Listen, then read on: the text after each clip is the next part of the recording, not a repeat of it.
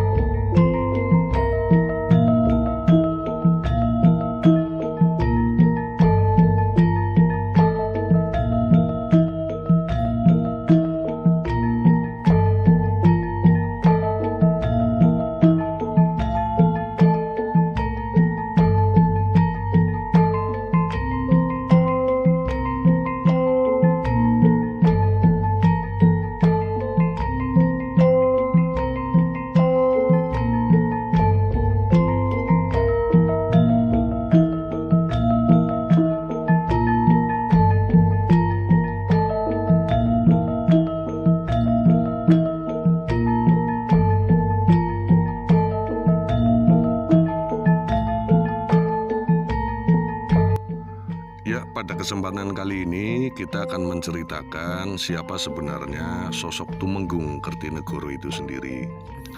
Ya, di dalam Babat Seruni di sini diceritakan siapa sebenarnya sosok Tumenggung Kertinegoro. Buku Babat Seruni sendiri ditulis oleh Raden Sumowijoyo ing Projo Dalem Ngayogyakarta Hadiningrat tahun 1953. Nah, miturut serat catatan pinindo babat ingkang sinimpen dening trahipun cetakan kapisan. Nah, diceritakan di negeri Mataram pada saat itu yang menjadi raja adalah Kanjeng Susuhunan atau Kanjeng Sunan Prabu Amangkurat Agung. Nah, pada saat itu di tanah Panjer itu ada salah satu bupati di wilayah Seruni yang bernama Raden Mas Tumenggung Kertinegoro. Tumenggung Kertinegoro ini adalah anak dari Tumenggung Pramonca.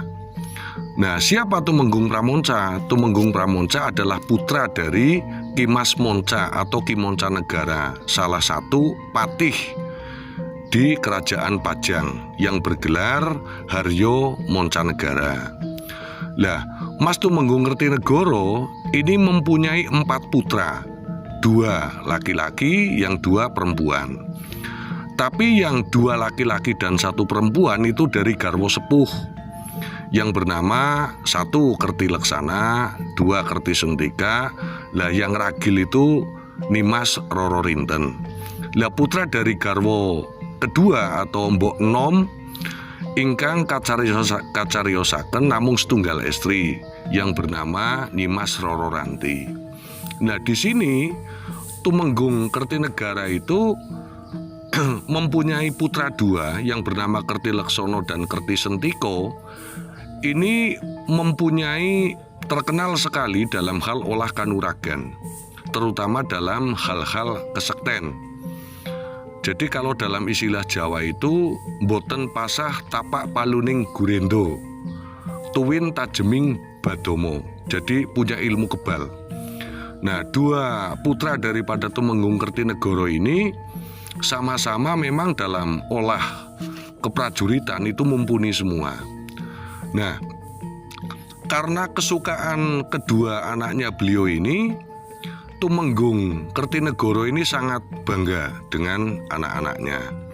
Nah, di sini diceritakan juga bahwa Tumenggung Kertinegoro itu pernah berhasil mengambil keris Kiai Jabardas.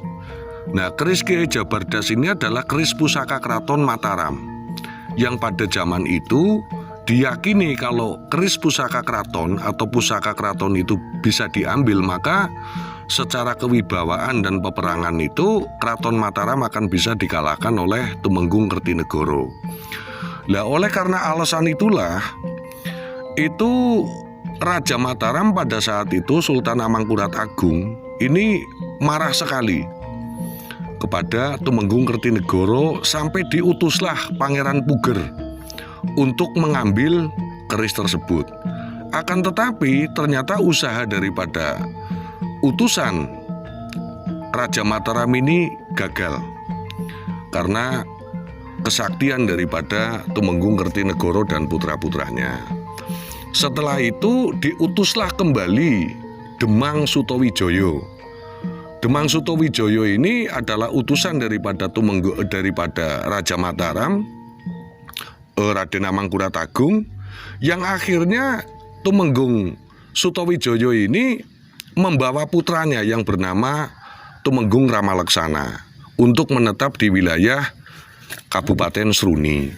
Nah, di sini karena kedekatan Tumenggung Sutowijoyo dengan Tumenggung Kertinegoro sangat dekat, akhirnya malah mereka sepakat untuk besanan antara Tumenggung Sutowijoyo dengan putranya Tumenggung Ramalaksana. Akhirnya besanan dengan Tumenggung Kertinegoro nikah dengan Nyimas Roro Rinten. Nah, setelah nikah dengan Nyimas Roro Rinten ini, akhirnya kedekatan mereka semakin harmonis dan semakin dekat. Nah, disinilah Demang Sutowijoyo itu berkeyakinan bahwa untuk mendapatkan kembali keris Kiai Jabardas itu tinggal menunggu waktu yang sudah sangat dekat. Nah, pada saat itu dengan suatu maksud, Tumenggung Ramalaksana itu memohon kepada mertuanya Tumenggung Kertinegoro untuk meminjam keris Kiai Jabardas dalam upaya menyerang Mataram. Akan tetapi Tumenggung Kertinegoro itu tetap kukuh tidak mau menyerahkan keris itu. Akhirnya istrinya Tumenggung Ramalaksana itu, yaitu Nyimas Roro Rinten, ini merayu bapaknya, bahkan akan ikut berperang ke Mataram.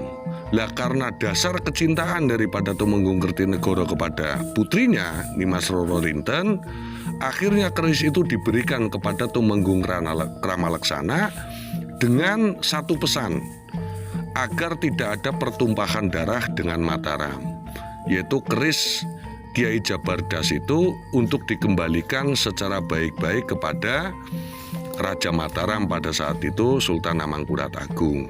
Lah, karena kebijakan daripada Tumenggung Kertinegoro ini, akhirnya hubungan Mataram dengan Kabupaten Sruni terjalin dengan baik. Ini sekilas yang bisa kita sampaikan.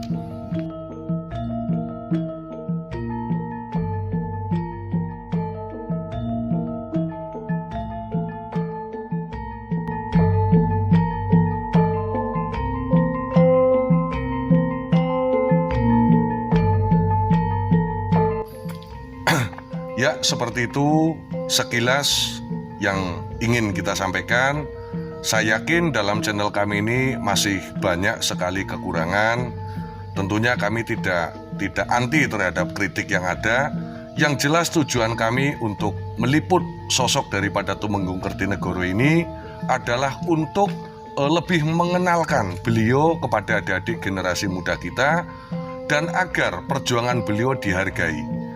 Dan di sini juga makam beliau ditetapkan menjadi salah satu cagar budaya dari wilayah pemerintah daerah Kabupaten Kebumen. Dan semoga dengan liputan video channel kami pada kesempatan kali ini tergerak para kawula muda, khususnya tokoh masyarakat, tokoh agama, agar menghargai perjuangan beliau yang kita tujukan dengan tentunya kita berziarah ke sini untuk mendoakan beliau agar diterima segala amal ibadahnya, diampuni segala khilaf, salah, dan dosa-dosanya. Demikian yang bisa saya sampaikan. Atas segala kekurangan kami mohon maaf yang sebesar-besarnya. Wabillahi taufik wal hidayah. Wassalamualaikum warahmatullahi wabarakatuh.